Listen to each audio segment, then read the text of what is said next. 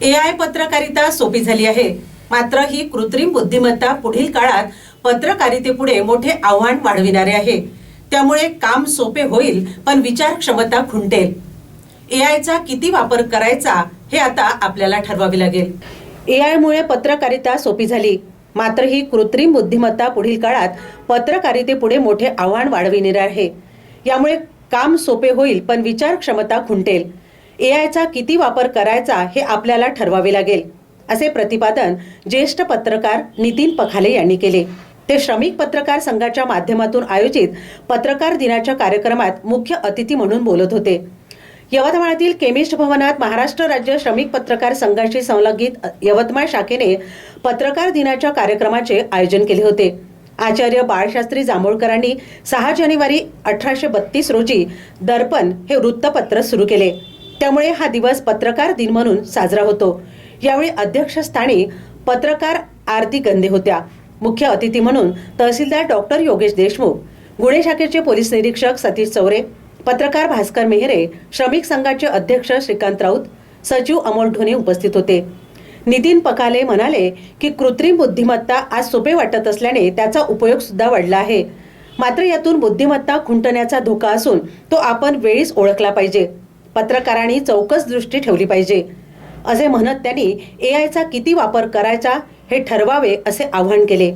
यवतमाळातील पत्रकार भवनाचा प्रश्न रेंगाळत आहे, त्यासाठी सर्वांच्या सांघिक प्रयत्नांची आवश्यकता आहे।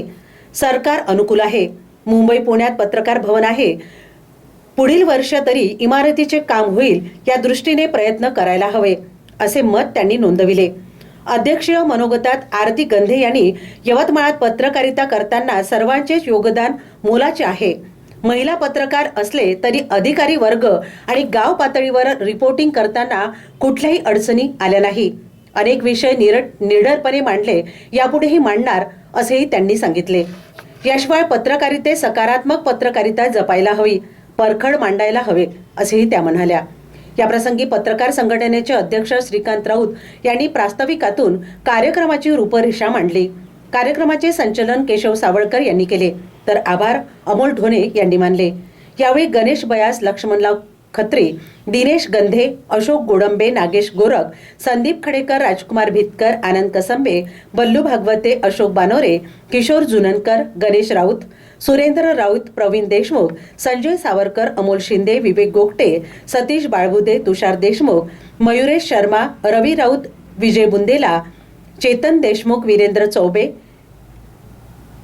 निलेश फाळके, समीर मगरे, रवी पाटील, किरण कोरडे, विजय मालखेडे, शाकीर अहमद, अनिकेत कावळे, श्यामवाडे, पवन लताड, रुपेश चापले, राहुल वासनिक, हेमराज बंड, नितीन राऊत, मयूर वानखेडे, रुपेश उत्तरवार, रुपेश चापलेकर, विजयकुमार गाडगे, हेमराज बंड, युवराज उघडे, विवेक वानखेडे, सुधीर मानकर, अतुल राऊत यांच्यासह अनेक जण उपस्थित होते। आणि आजच्या कार्यक्रमाच्या ज्या अध्यक्ष आहेत त्या आरतीताई गंधे आपल्याला सगळ्यांना परिचित आहे। यवतमाळच्या एकमेव महिला पत्रकार आणि ज्येष्ठ पत्रकार म्हणून त्या नावाजलेल्या आहेत, त्यांची तशी ओळख आहे। आरतीताईंना तर आम्ही लहानपणापासून बघतच आलो, कारण की तेव्हा न्यूज चॅनल जे होते त्यातलं ETV हे चॅनल होतं आणि ETVवर आरतीताईंच्या बातम्या या गाजलेल्या आहेत। अनेक वृत्तांकन त्यांनी त्या माध्यमातून केलेलं आहे। सोबतच त्यांनी महाराष्ट्र टाइम्सला नागपूर म्हणजे नागपूर आवृत्ती आणि तेव्हा तर पहिल्यापासूनच त्या आहेत, त्या अगोदर मुंबई महाराष्ट्र टाइम्सच्या त्या प्रतिनिधी होत्या आणि अद्यापही त्या महाराष्ट्र टाइम्ससाठी लिखाण करतात।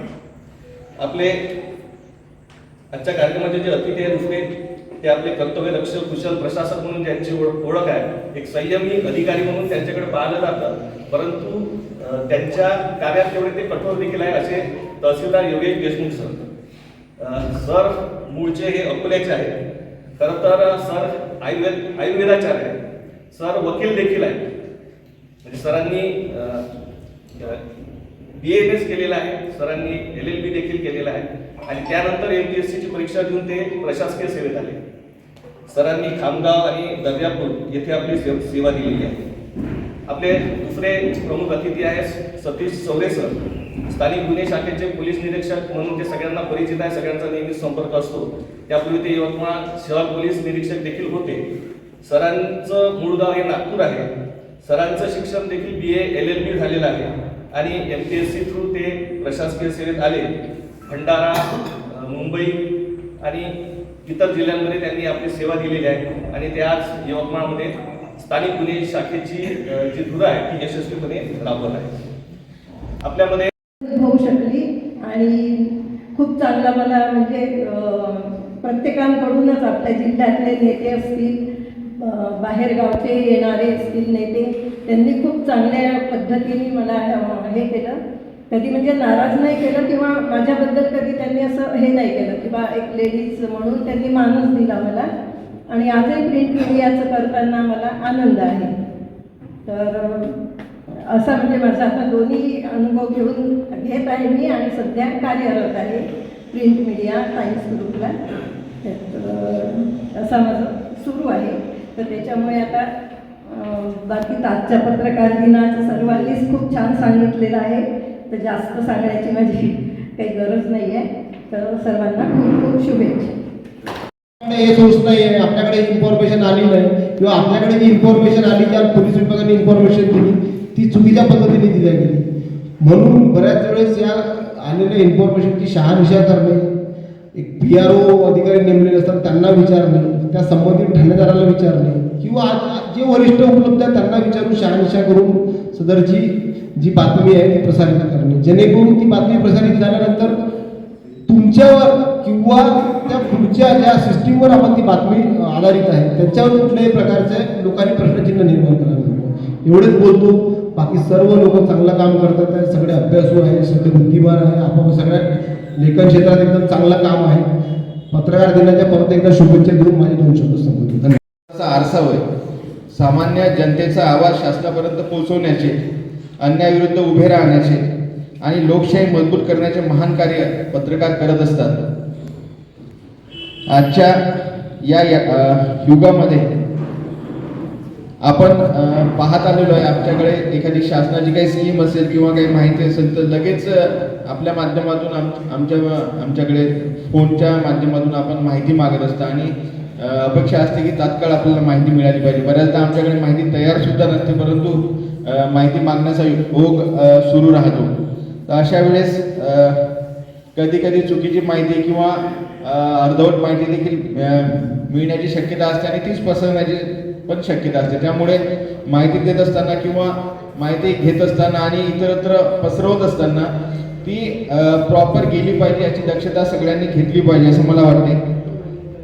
निवडणुकीमध्ये आपण पाहिलं असेल खूप फोन यायचे आणि माहिती विचारली जात होती. नगर परिषदचा निवडणूक जेव्हा पोस्टपोन होत होती तेव्हा आम्हाला ज्या गोष्टी माहिती नव्हत्या त्या गोष्टी विचारण्याचा प्रयत्न बऱ्याचदा होत होता. अशा वेळेस थोडं संयमाने आपण वागलं पाहिजे असं देखील मला वाटतं.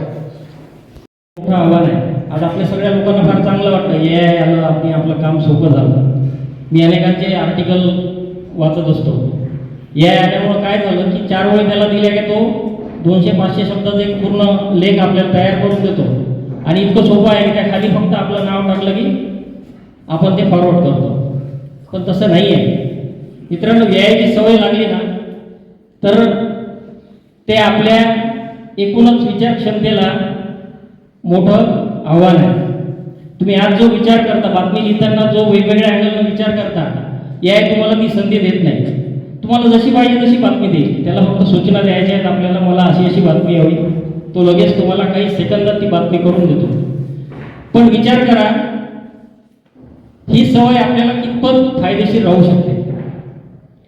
उद्या जर सर्व वृत्तपत्रांनी ठरवलं की AI टूल्स वापरायचे, सर्व इलेक्ट्रॉनिक मीडिया ठरवलं AI टूल्स वापरायचे, इलेक्ट्रॉनिक मीडियामध्ये AI निवेदकाचा एक चांगला नाही म्हणता येणार पण एक प्रयोग झाला, सक्सेस झाला. आज अनेक वृत्तपत्र AI टूल्स वापरून राहिले.